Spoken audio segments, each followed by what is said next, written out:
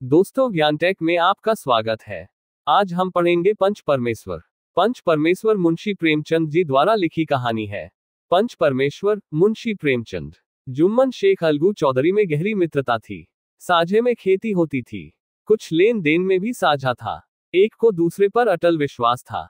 जुम्मन जब हज करने गए थे तब अपना घर अलगू को सौंप गए थे, और अलगू जब कभी बाहर जाते तो जुम्मन पर अपना घर छोड़ देते थे। उनमें न खान पान का व्यवहार था, न धर्म का, न नाता, केवल विचार मिलते थे। मित्रता का मूल मंत्र भी यही है। इस मित्रता का जन्म उसी समय हुआ जब दोनों मित्र बालक ही थे और जुम्मन के पूज्य पिता जुमराती उन्हें शिक्षा प्रदान करते थे। अलगू ने गुरु जी की बहुत सेवा की थी, खूब प्याले धोए। उनका हुक्का एक क्षण के लिए भी विश्राम न लेने पाता था, क्योंकि प्रत्येक चिलम अलगू को आध घंटे तक किताबों से अलग कर देती थी। अलगू के पिता पुराने विचारों के मनुष्य थे। उन्हें शिक्षा की अपेक्षा गुरु की सेवा शुश्रूषा पर अधिक विश्वास था। वह कहते थे कि विद्या पढ़ने ने नहीं आती, जो कुछ होता है गुरु के आशीर्वाद से। बस गुरु जी की कृपा दृष्टि चाहिए। अतएव यदि अलगू पर जुमराती शेख के आशीर्वाद अथवा सत्संग का कुछ फल न हुआ तो यह मानकर संतोष कर लेना कि विद्योपार्जन में मैंने यथाशक्ति कोई बात उठा नहीं रखी, विद्या उसके भाग्य ही में न थी तो कैसे आती।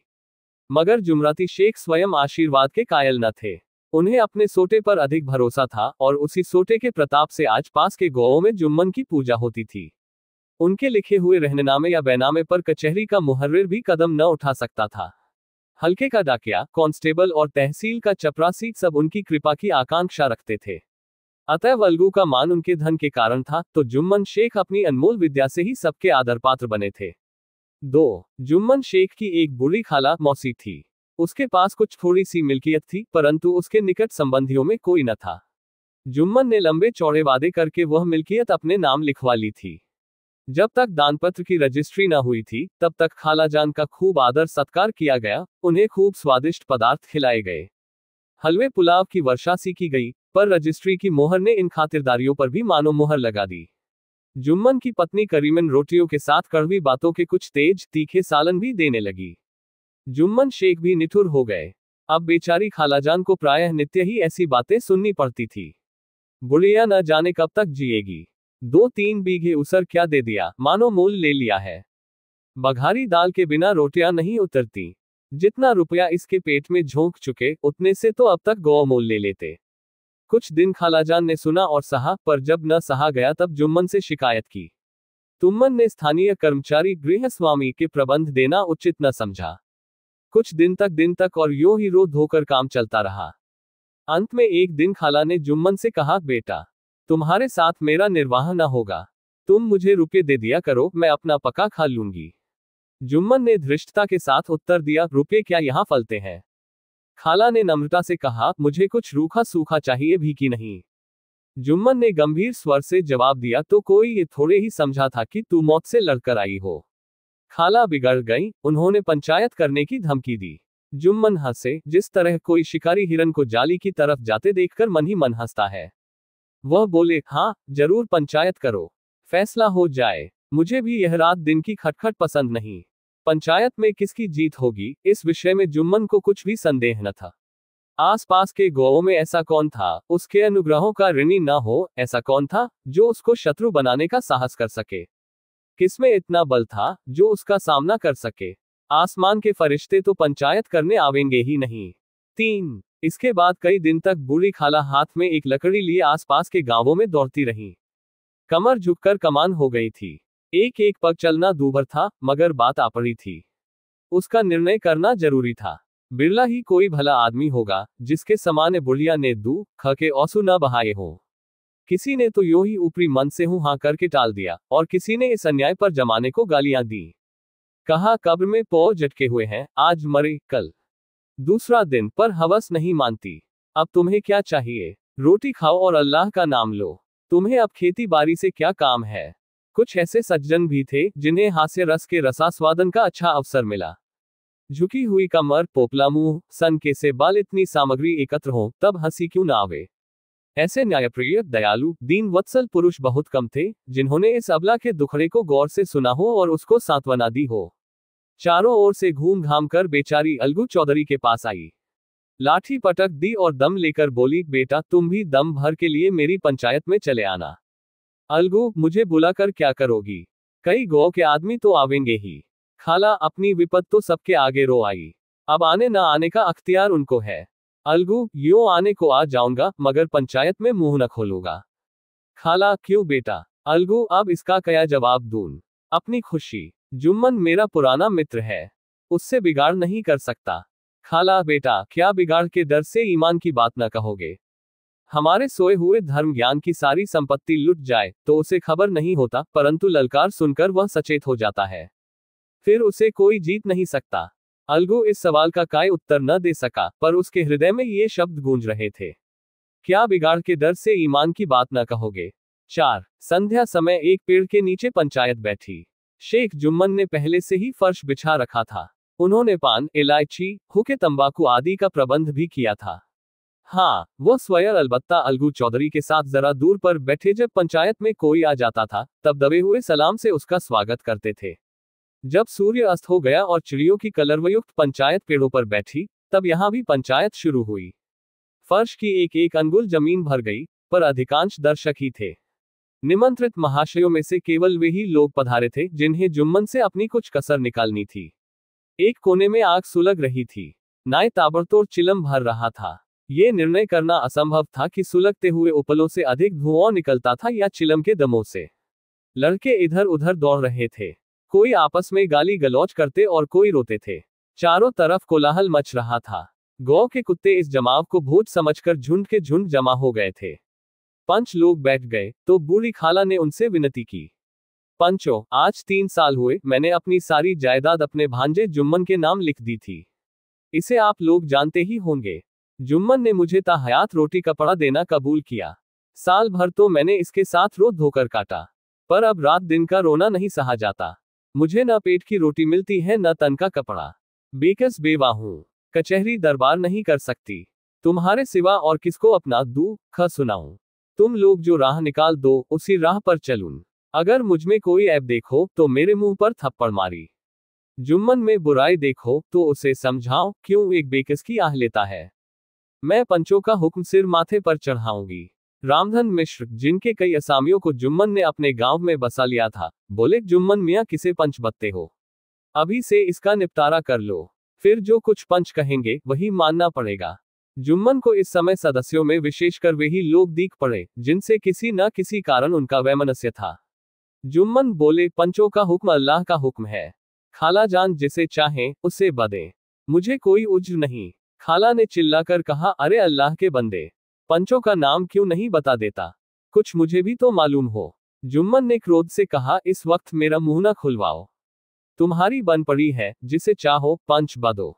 खाला जान जुम्मन के आक्षेप को समझ गई, वह बोली, बेटा खुदा से डरो, पंच न किसी के दोस्त होते हैं न किसी के दुश्मन। कैसी बात कहते हो, और तुम्हारा किसी पर विश्वास न हो तो जाने दो, अलगू चौधरी को तो मानते हो, लो मैं उन्हीं को सरपंच बत्ती हूं। जुम्मन शेख आनंद से फूल उठे, परंतु भावों को छिपा कर बोले, अलगू ही सही, मेरे लिए जैसे रामधन वैसे अलगू। अलगू इस झमेले में फंसना नहीं चाहते थे। वे कन्नी काटने लगे, बोले, खाला तुम जानती हो कि मेरी जुम्मन से गाढ़ी दोस्ती है। खाला ने गंभीर स्वर में कहा, बेटा दोस्ती के लिए कोई अपना ईमान नहीं बेचता, पंच के दिल में खुदा बसता है। पंचों के मुंह से जो बात निकलती है वह खुदा की तरफ से निकलती है। अलगू चौधरी सरपंच हुए। रामधन मिश्र और जुम्मन के दूसरे विरोधियों ने बुढ़िया को मन में बहुत कोसा। अलगू चौधरी बोले, शेख जुम्मन, हम और तुम पुराने दोस्त हैं।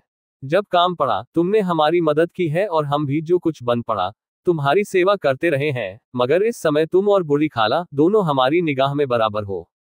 तुमको पंचों से जो कुछ अर्ज करनी हो करो। जुम्मन को पूरा विश्वास था कि अब बाजी मेरी है, अलग ये सब दिखावे की बातें कर रहा है। अतएव शांतचित होकर बोले, पंचों 3 साल हुए खालाजान ने अपनी जायदाद मेरे नाम हिब्बा कर दी थी। मैंने उन्हें ता हयात खाना कपड़ा देना कबूल किया था। खुदा गवाह है, आज तक मैंने खालाजान को कोई तकलीफ नहीं दी। मैं उन्हें अपनी माँ के समान समझता हूँ।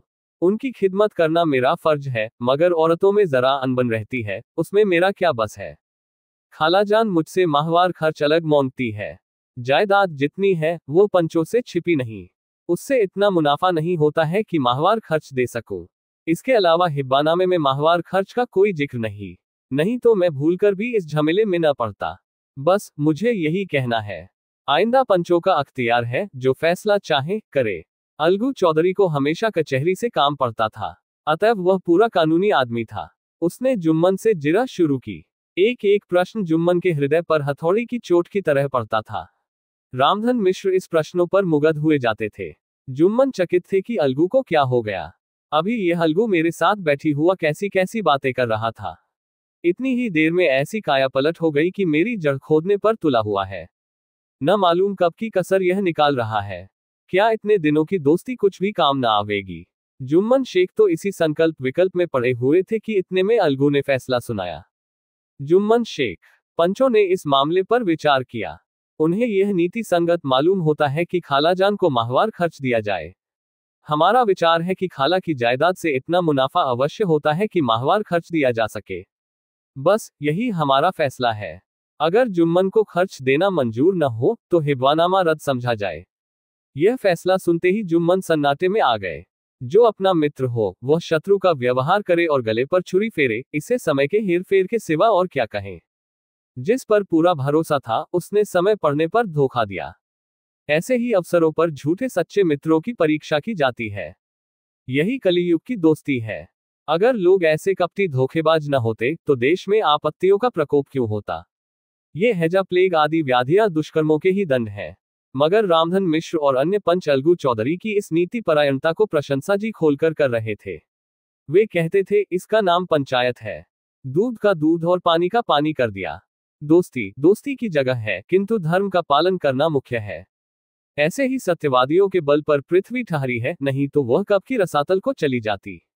इस फैसले ने अलगू और जुम्मन की दोस्ती की जड़ हिला दी।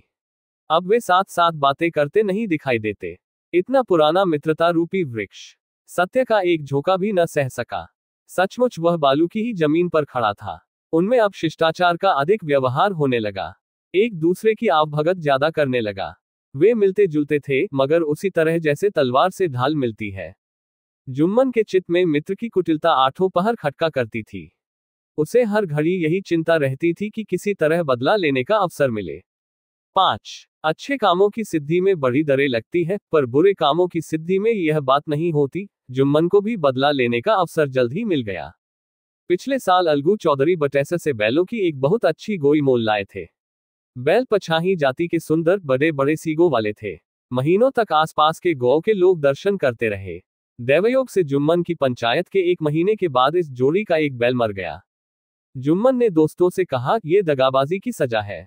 इंसान सब्र भले ही कर जाए, पर खुदा नेक बद सब देखता है। अलगू को संदेह हुआ कि जुम्मन ने बैल को विष दिला दिया है। चौधराइन ने भी जुम्मन पर ही इस दुर्घटना का दोषारोपण किया। उसने कहा, जुम्मन ने कुछ कर करा दिया है। चौधराइन और करीमन में इस विषय पर एक दिन खूब ही वाद विवाद हुआ। दोनों देवियों ने शब्द बाहुल्य की नदी बहा दी। व्यंग्य, वक्तोक्ति, अन्योक्ति और उपमा आदि अलंकारों में बातें हुई। जुम्मन ने किसी तरह शांति स्थापित की। उन्होंने अपनी पत्नी को डॉट डपट कर समझा दिया। वह उसे उस रणभूमि से हटा भी ले गए। उधर अलगू चौधरी ने समझाने बुझाने का काम अपने तर्कपूर्ण सोंटे से लिया। अब अकेला बैल किस काम का। उसका जोड़ बहुत ढूंढा गया, पर न मिला। निदान ये सलाह ठहरी कि इसे बेच डालना चाहिए। गांव में एक समझू साहू थे, वह इक्का गाड़ी हाँकते थे। गांव के गुड़ घी लाद कर मंडी ले जाते, मंडी से तेल नमक भर लाते और गांव में बेचते। इस बैल पर उनका मन लहराया। उन्होंने सोचा, ये बैल हाथ लगे तो दिन भर में बेखट के 3 खेप हो। आजकल तो एक ही खेप में लाले पड़े रहते हैं। बैल देखा, गाड़ी में दौड़ाया, बाल भौरी की पहचान कराई, मोल तोल किया और उसे लाकर द्वार पर बांध ही दिया। 1 महीने में दाम चुकाने का वादा ठहरा। चौधरी को भी गरज थी ही, घाटे की परवाह न की। समझू साहू ने नया बैल पाया तो लगे उसे रगड़ने। वह दिन में 3-3, 4-4 खेपे करने लगे। न चारे की फिक्र थी, न पानी की, बस खेपों से काम था। मंडी ले गए, वहां कुछ सूखा भूसा सामने डाल दिया।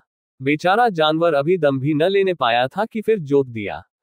अलगू चौधरी के घर था तो चैन की बंशी बजती थी। बैलराम छठे छमाहे कभी बहली में जोते जाते थे। खूब उछलते कूदते और कोसों तक दौड़ते चले जाते थे। वहां बैलराम का रातिब था, साफ पानी, दली हुई अरहर की दाल और भूसे के साथ खली, और यही नहीं, कभी कभी घी का स्वाद भी चखने को मिल जाता था। शाम सवेरे एक आदमी खरहरे करता, पोंछता और सहलाता था। कहाँ वह सुख चैन, कहाँ यह आठों पहर कही खपत। महीने भर ही में वह पिस्सा गया। इक्के का ये जुआ देखते ही उसका लहू सूख जाता था। एक एक पग चलना दूभर था। हड्डियां निकल आई थी, पर था वह पानीदार, मार की बर्दाश्त न थी। एक दिन चौथी खेप में साहू जी ने दूना बोझ लादा। दिन भर का थका जानवर पैर न उठते थे, पर साहू जी कोड़े फटकारने लगे। बस फिर क्या था, बैल कलेजा तोड़कर चला। कुछ दूर दौड़ा और चाहा कि जरा दम ले लूं, पर साहू जी को जल्द पहुंचने की फिक्र थी, अतएव उन्होंने कई कोड़े बड़ी निर्दयता से फटकारे। बैल ने एक बार फिर जोर लगाया, पर अब की बार शक्ति ने जवाब दे दिया। वह धरती पर गिर पड़ा, और ऐसा गिरा कि फिर न उठा। साहू जी ने बहुत पीटा, टोंक पकड़कर खींचा, नथनों में लकड़ी ठूस दी, पर कहीं मृतक भी उठ सकता है। तब साहू जी को कुछ शक हुआ। उन्होंने बैल को गौर से देखा, खोलकर अलग किया, और सोचने लगे कि गाड़ी कैसे घर पहुंचे। बहुत चीखे चिल्लाए, पर देहात का रास्ता बच्चों की औख की तरह सौच होते ही बंद हो जाता है। कोई नजर न आया, आसपास कोई गौ भी न था। मारे क्रोध के उन्होंने मरे हुए बैल पर और दुर्रे लगाए और कोसने लगे, अभागे, तुझे मरना ही था तो घर पहुंचकर मरता। ससुरा बीच रास्ते ही में मर रहा, अब गड़ी कौन खींचे। इस तरह साहू जी खूब जले भुने। कई बोरे गुड़ और कई पीपे घी उन्होंने बेचे थे। 200-250 रुपये कमर में बंधे थे। इसके सिवा गाड़ी पर कई बोरे नमक थे, अतएव छोड़कर जा भी न सकते थे। लाचार बेचारे गाड़ी पर ही लेटे गए। वहीं रत जगह करने की ठान ली। चिलम पी, गाया, फिर हुक्का पिया। इस तरह साहू जी आधी रात तक नींद को बहलाते रहे। अपनी जान में तो वह जागते ही रहे, पर पौ फटते ही जो नींद टूटी और कमर पर हाथ रखा तो थैली गायब। घबरा कर इधर उधर देखा तो कई कनस्तर तेल भी नदारत। अफसोस में बेचारे ने सिर पीट लिया और पछाड़ खाने लगा। प्रातः काल रोते बिलखते घर पहुंचे। सहुआइन ने जब ये बुरी सुनावनी सुनी, तब पहले तो रोई, फिर अलगू चौधरी को गालियां देने लगी। निगुड़े ने ऐसा कुलच्छनी बैल दिया कि जन्म भर की कमाई लुट गई। इस घटना को हुए कई महीने बीत गए। अलगू जब अपने बैल के दाम मांगते, तब साहू और सहुआइन दोनों ही झल्लाए हुए कुत्ते की तरह चढ़ बैठते और अनबन बकने लगते। वाह, यहाँ तो सारे जन्म की कमाई लुट गई, सत्यानाश हो गया, इन्हें दामों की पड़ी है। मुर्दा बैल दिया था, उस पर दाम मांगने चले हैं। औंखों में धूल झोंक दी, सत्यानाशी बैल गले बौंध दिया, हमें निरा पोंगा ही समझ लिया है। हम भी बनिए के बच्चे हैं, ऐसे बुद्धू कहीं और होंगे। पहले जाकर किसी गड्ढे में मुंह धो आओ, तब दाम लेना। न जी मानता हो तो हमारा बैल खोल ले जाओ। महीना भर के बदले 2 महीना जोत लो, और क्या लोगे। चौधरी के अशुभ चिंतकों की कमी न थी। ऐसे अवसरे पर वे भी एकत्र हो जाते और साहू जी के बराने की पुष्टि करते। परंतु 150 रुपये से इस तरह हाथ धो लेना आसान न था। एक बार वह भी गर्म पड़े। साहू जी बिगड़कर लाठी ढूंढने घर चले गए। अब सहुआइन ने मैदान लिया। प्रश्नोत्तर होते होते हाथापाई की नौबत आ पहुंची। सहुआइन ने घर में घुसकर किवाड़ बंद कर लिए। शोरगुल सुनकर गौ के भले मानस घर से निकाला। वह परामर्श देने लगे कि इस तरह से काम न चलेगा। पंचायत कर लो, कुछ तय हो जाए, उसे स्वीकार कर लो। साहू जी राजी हो गए। अलगू ने भी हामी भर ली। 6 पंचायत की तैयारियां होने लगी। दोनों पक्षों ने अपने अपने दल बनाने शुरू किए। इसके बाद तीसरे दिन उसी वृक्ष के नीचे पंचायत बैठी। वही संध्या का समय था। खेतों में कौए पंचायत कर रहे थे। विवादग्रस्त विषय था ये कि मटर की फलियों पर उनका कोई स्वत्व है या नहीं, और जब तक ये प्रश्न हल न हो जाए, तब तक वे रखवाले की पुकार पर अपनी अप्रसन्नता प्रकट करना आवश्यकत समझते थे। पेड़ की डालियों पर बैठी शुक मंडली में वह प्रश्न छिड़ा हुआ था कि मनुष्यों को उन्हें वेसुरोवत कहने का क्या अधिकार है, जब उन्हें स्वयं अपने मित्रों से दगा करने में भी संकोच नहीं होता। पंचायत बैठ गई तो रामधन मिश्र ने कहा, अब देरी क्या है, पंचों का चुनाव हो जाना चाहिए। बोलो चौधरी, किस किस को पंच बांटते हो। अलगू ने दीन भाव से कहा, समझू साहू ही चुन ले। समझू खड़े हुए और कहकर बोले, मेरी ओर से जुम्मन शेख। जुम्मन का नाम सुनते ही अलगू चौधरी का कलेजा धक धक करने लगा, मानो किसी ने अचानक थप्पड़ मारा दिया हो। रामधन अलगू के मित्र थे। वह बात को ताड़ गए। पूछा, क्यों चौधरी, तुम्हें कोई उज्र तो नहीं। चौधरी ने निराश होकर कहा, नहीं, मुझे क्या उज्र होगा। अपने उत्तरदायित्व का ज्ञान बहुधा हमारे संकुचित व्यवहारों का सुधारक होता है। जब हम राह भूलकर भटकने लगते हैं, तब यही ज्ञान हमारा विश्वसनीय पथ प्रदर्शक बन जाता है। पत्र संपादक अपनी शांति कुटी में बैठा हुआ कितनी धृष्टता और स्वतंत्रता के साथ अपनी प्रबल लेखनी से मंत्रिमंडल पर आक्रमण करता है, परंतु ऐसे अवसर आते हैं जब वह स्वयं मंत्रिमंडल में सम्मिलित होता है। मंडल के भवन में पग धरते ही उसकी लेखनी कितनी मर्मज्ञ, कितनी विचारशील, कितनी न्यायपरायण हो जाती है। इसका कारण उत्तरदायित्व का ज्ञान है। नवयुवक युवावस्था में कितना उद्दंड रहता है। माता पिता उसकी ओर से कितने चिंतित रहते हैं। वे उसे कुल कलंक समझते हैं, परंतु थोड़ी ही आय समय में परिवार का बोझ सिर पर पड़ते ही वह व्यवस्थित चित उन्मत्त युवक कितना धैर्यशील, कैसा शांतचित हो जाता है। ये भी उत्तरदायित्व के ज्ञान का फल है। जुम्मन शेख के मन में भी सरपंच का उच्च स्थान ग्रहण करते ही अपनी जिम्मेदारी का भाव पैदा हुआ। उसने सोचा, मैं इस वक्त न्याय और धर्म के सर्वोच्च आसन पर बैठा हूं। मेरे मुंह से इस समय जो कुछ निकलेगा वह देववाणी के सदृश है, और देववाणी में मेरे मनोविकारों का कदापि समावेश न होना चाहिए। मुझे सत्य से जौ भर भी टलना उचित नहीं। पंचों ने दोनों पक्षों से सवाल जवाब करने शुरू किए। बहुत देर तक दोनों दल अपने अपने पक्ष का समर्थन करते रहे।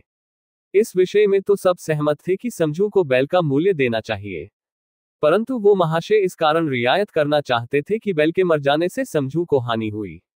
उसके प्रतिकूल 2 सभ्य मूल के अतिरिक्त समझू को दंड भी देना चाहते थे, जिससे फिर किसी को पशुओं के साथ ऐसी निर्दयता करने का साहस न हो। अंत में जुम्मन ने फैसला सुनाया, अलगू चौधरी और समझू साहू, पंचों ने तुम्हारे मामले पर अच्छी तरह विचार किया। समझू को उचित है कि बैल का पूरा दाम दें। जिस वक्त उन्होंने बैल लिया उसे कोई बीमारी न थी। अगर उसी समय दाम दे दिए जाते तो आज समझू उसे फेर लेने का आग्रह न करते। बैल की मृत्यु केवल इस कारण हुई कि उससे बड़ा कठिन परिश्रम लिया गया और उसके दाने चारे का कोई प्रबंध न किया गया। रामधन मिश्र बोले, समझू ने बैल को जानबूझकर मारा है, अतएव उससे दंड लेना चाहिए। जुम्मन बोले, ये दूसरा सवाल है, हमको इससे कोई मतलब नहीं। झगड़ू साहू ने कहा, समझू के साथ कुछ रियायत होनी चाहिए। जुम्मन बोले, यह अलगू चौधरी की इच्छा पर निर्भर है। ये रियायत करें तो उनकी भलमनसी। अलगू चौधरी फूले न समाये, उठ खड़े हुए और जोर से बोले, पंच परमेश्वर की जय। इसके साथ ही चारों ओर से प्रतिध्वनि हुई, पंच परमेश्वर की जय। यह मनुष्य का काम नहीं, पंच में परमेश्वर वास करते हैं, यह उन्हीं की महिमा है। पंच के सामने खोटे को कौन खरा कह सकता है। थोड़ी देर बाद जुम्मन अलगू के पास आए और उनके गले लिपट कर बोले, भैया, जब से तुमने मेरी पंचायत की तब से मैं तुम्हारा प्राण घातक शत्रु बन गया था, पर आज मुझे ज्ञात हुआ कि पंच के पद पर बैठकर न कोई किसी का दोस्त है न दुश्मन। न्याय के सिवा उसे और कुछ नहीं सूझता। आज मुझे विश्वास हो गया कि पंच की जबान से खुदा बोलता है। अलगू रोने लगे। इस पानी से दोनों के दिलों का मैल धुल गया। मित्रता की मुरझाई हुई लता फिर हरी हो गई।